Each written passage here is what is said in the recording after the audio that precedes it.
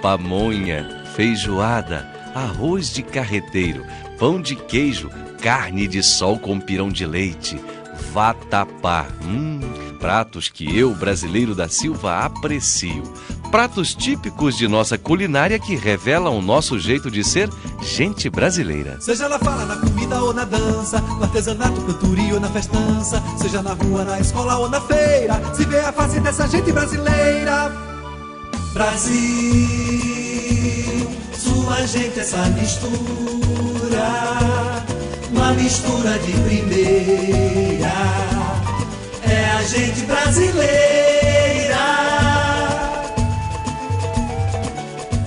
Eu falo sempre que uma das características fundamentais de nossa cultura é a diversidade. E onde esse traço cultural está presente de corpo e alma é na culinária, nos rituais que cercam o preparo da comida de todo dia. A cozinha da Ana Bebé é muito boa e os temperos dela ainda melhor. Eu adoro ver ela na cozinha temperando muitas qualidades de comida, camarão, peixe, carne, fazendo carne de sol, feijão verde, camarão, é ótimo.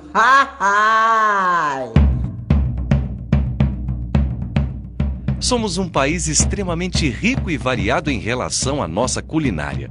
De norte a sul, o cheiro da comida gostosa é a marca registrada da boa mesa brasileira. Uma culinária que recebeu fortes influências da cozinha indígena, da africana e dos portugueses.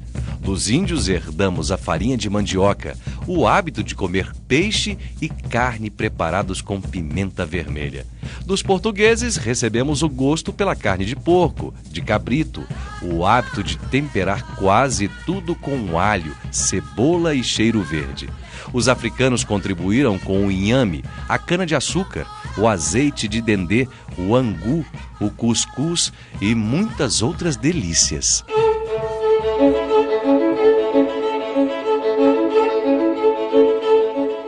Há muito tempo atrás, o viajante americano Daniel Kidder, que percorria o Brasil, escreveu: despertou-nos vivo interesse a fabricação da farinha de mandioca. Esse vegetal é o principal farináceo do Brasil e, por isso, merece especial destaque. Sua peculiaridade consiste na existência de um terrível veneno, a par de qualidades altamente nutritivas. É uma planta indígena e, como tal, já conhecida dos silvícolas muito antes da descoberta do Brasil.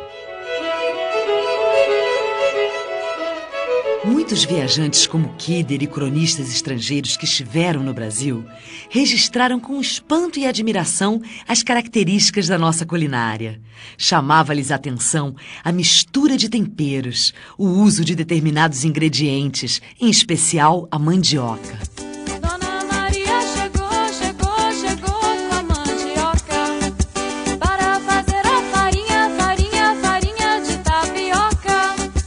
A mandioca foi chamada de vegetal mítico pelo naturalista alemão Carlos Frederico von Martius, porque a mandioca, em especial no sertão brasileiro, é o mata-fome. Dela se faz ingredientes que são a base de muitos pratos: a farinha, o polvilho, a tapioca e bebidas alcoólicas das mais variadas.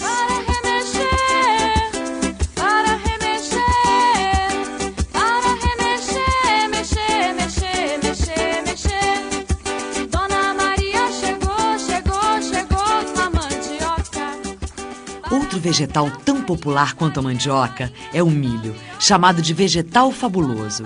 Do milho nada se perde. O caule maduro alimenta o gado. Os grãos servem para fazer óleo, farinha, fubá e pratos variados que tiveram a influência dos africanos, como o angu, o pão de milho, a broa e o mingau.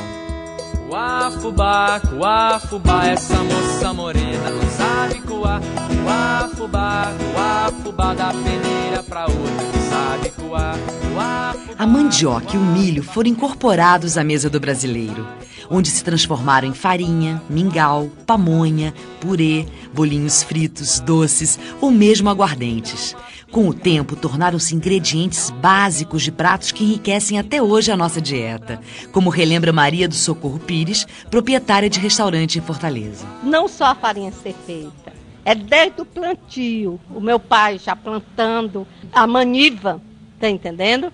E a gente via a mandioca crescendo e evoluindo, tá entendendo? Então, naquele período, tinha que ser feita a farinhada. Então, a farinhada aqui era feita quase que o ano inteiro.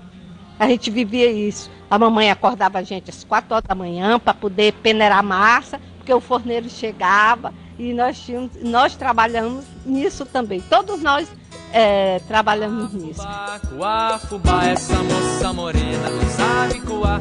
Cuá, fubá, da peneira pra outra que sabe coar. Cuá, fubá.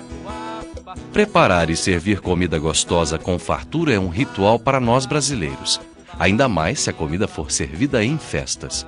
Muitas das nossas comidas ficaram profundamente ligadas às festas ou celebrações de caráter religioso ou profano.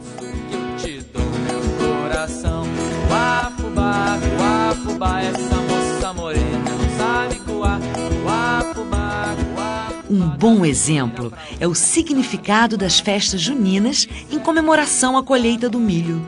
Uma ligação que, segundo Oswaldo Barroso, do Museu da Imagem e do Som do Ceará, sobrevive por meio de um processo de adaptação cultural. Cada vez o homem ele se liberta mais desse ciclo agrícola fechado, porque hoje se pode produzir milho em outras épocas do ano, com irrigação artificial e etc., né? Então, na verdade, eu tenho a impressão que é natural que haja modificações, né? Ainda existe o milho, mas não tão forte como antes, quer dizer, há uma certa libertação ou uma certa apartação dessas manifestações com o ciclo agrícola. Quer dizer, não há mais uma relação tão fechada, né? Mas ainda coincide com a época da colheita do milho, embora não se colha tanto milho como se colhia anteriormente, né? Se compra o milho já enlatado muitas vezes. Mas eu acho que há um processo de transformação, né, de urbanização dessa cultura, mas o que é interessante é que essa cultura conseguiu, e eu acho que ela só vai conseguir sobreviver se ela se adaptar às novas situações. Se ela quiser ficar exatamente como era, ela desapareceria. O certo é que a culinária é muito mais do que somente desfrutar de uma boa comida. Envolve sabedoria e tradição, como conta a Dona Lúcia, tapioqueira de Olinda. Dona Lúcia, quantos anos a senhora faz tapioca? Eu faço mais de 40 anos já aqui. Agora a senhora vai pegar o que aí? A goma. Aí vou botar um pouquinho de sal. Essa goma é feita de quê? Da mandioca. O pozinho da mandioca? É. Aí botou sal. Aí eu vou botar agora no forno, no fogo, botar o coco e o queijo. A senhora aprendeu essa receita de tapioca com quem? Bem, minha mãe fazia tapioca e minha irmã fazia também, né? Boa noite, povo, que eu cheguei mais uma vez a apresentar meu baianá. A culinária é a própria cultura viva. Muitas comidas são retratos fiéis de uma época. Um exemplo disso é a feijoada. Eu vou cantar com muita alegria. Prato famoso e verdadeiramente nacional, a feijoada tem sua origem nas senzalas de escravos das grandes fazendas coloniais. Os senhores da chamada Casa Grande comiam as partes nobres das carnes dos animais. E as partes menos nobres, como vísceras, orelhas e pés que sobravam, eram destinadas aos escravos. O prato surgiu da criatividade e da necessidade impostas pela escravidão. Mas hoje, a feijoada congrega ao redor da mesa todos os brasileiros.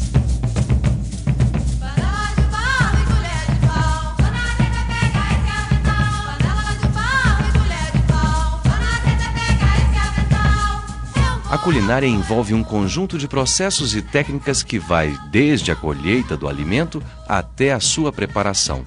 A culinária depende das condições naturais de cada região, dos produtos e matérias-primas disponíveis. Alimentos como a mandioca, o feijão, o arroz e mesmo o café, presentes na mesa dos brasileiros, são preparados de várias maneiras pelo Brasil afora. Sabores e produtos típicos de cada região são incorporados formando cada prato. Eu acredito na poesia do meu povo.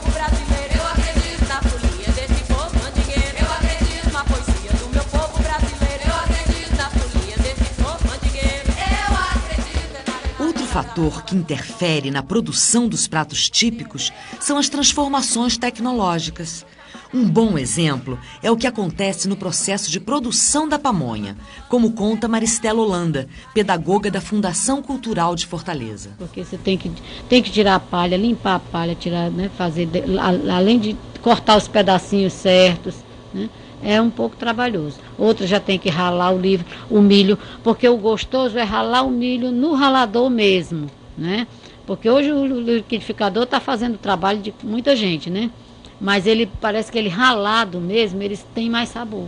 No liquidificador não, ele moe tudo, é palha, aquela palhazinha do caroço do milho, vai tudo. E eu acho que talvez isso aí, o outro tem mais sabor por isso, porque é tirar daquela palha, né? Vai só o sumozinho, aquele sumozinho que tem no caroço do milho. Olha a dona da casa o que tem pra me dar. Biscoito de coco e docinho de araçá. Olha a dona da casa o que tem pra me dar. Biscoito de coco e docinho de araçá. Biscoitinha de hoje eu fiz de manhã. E a farinha tá limpa. Limpei com a sua língua. Amassou com um rolo. Que moço mais tolo. Ou então foi com a mão. Você vai lamber sabão. Olha a dona da casa o que tem. É possível perceber o quanto a culinária é importante em nossas vidas e o quanto ela está ligada ao nosso cotidiano e às nossas festas. Por isso, professor, diferentes receitas e formas de preparar os alimentos podem fazer parte do processo de alfabetização. Biscoito de coco e docinho de araçá. Olha a dona da casa que tem pra me dar. Biscoito de coco e docinho de araçá. Organize com os alunos um livro de receitas com os pratos que cada um tem como especialidade. Ou então pesquise com eles os pratos típicos da sua região e as diferentes maneiras de prepará-los. Os pratos típicos das festas, os que servem em celebrações, os que são oferendas para os santos do candomblé, ou ainda as diferentes possibilidades de utilização do milho ou da mandioca. Tá caindo fulô, tá caindo fulô, tá caindo fulô, tá caindo fulô. Trabalhar com receitas de comidas típicas é um incentivo a mais na alfabetização. Esse trabalho vai possibilitar momentos reais de leitura e de escrita, além, é claro, de uma confraternização do grupo, já que o preparo e a degustação das receitas não podem deixar de fazer parte deste projeto de trabalho. Você pode dividir a sua turma em grupos e propor que cada um elabore o cardápio que será executado a partir das receitas criadas. Com essa atividade, é possível trabalhar noções matemáticas, como medidas, quantidades necessárias para a preparação de cada prato e preço dos ingredientes.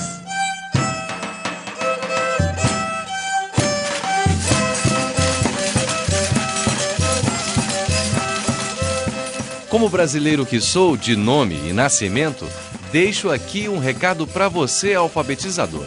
Trabalhe na sala de aula com temas ligados à culinária. Permita que os alunos expressem a sua herança cultural através dos pratos típicos que sabem fazer. Sua aula vai ganhar mais sabor, sabor do nosso jeito de ser gente brasileira. Brasil, sua gente, essa mistura, uma mistura de primeira, é a gente brasileira. Produção, Secretaria de Educação à Distância, Ministério da Educação.